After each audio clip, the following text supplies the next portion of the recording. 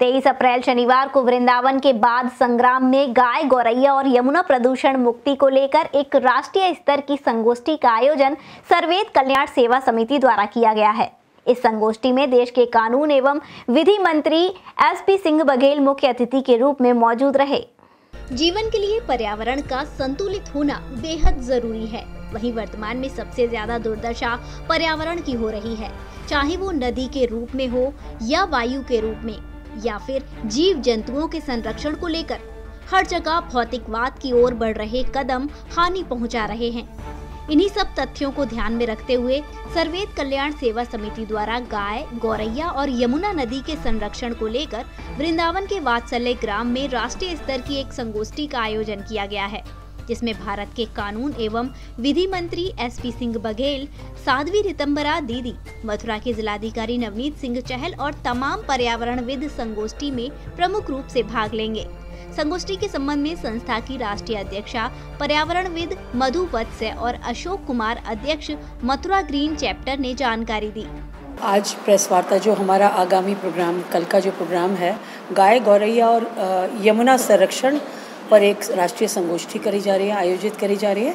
साथ ही सांस्कृतिक वाटिकाओं का भी हम स्थापना करा रहे हैं संविद गुरुकुलम में, और माननीय श्रद्धेय रितंबरा दीदी ही इसका इनॉग्रेशन कर रही हैं।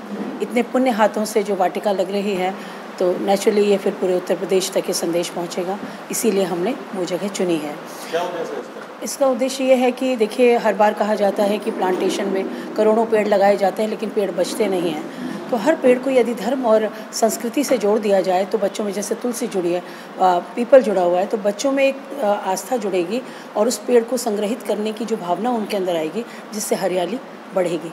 तो मुझे भी बहुत ज़्यादा पीड़ा होती है जब मैं यमुना को देखता हूँ, और सबसे अधिक पीड़ा आप खुद समझ जाओगे कि वर्ष 2013 में मेरी माँ की डेथ हुई और उनकी अस्थियों को विसर्जित करने जब मैं यमुना में गया तो 2 किलोमीटर तक मेरी नाव चलती रही। कोई भी जगह ऐसी नहीं मिली जहाँ मैं अपनी माँ की अस्थियाँ विसर्जित कर सकता, इतनी गंदी। तो लिहाजा उस प्रोग्राम को यहाँ कैंसिल करते हुए राजघाट में गया। तो मैं खुद देख सकता हूँ, तब से अब तक या 20 साल से 30 साल से हम लोग देख रहे हैं यमुना में अपेक्षित सुधार नहीं हुआ है।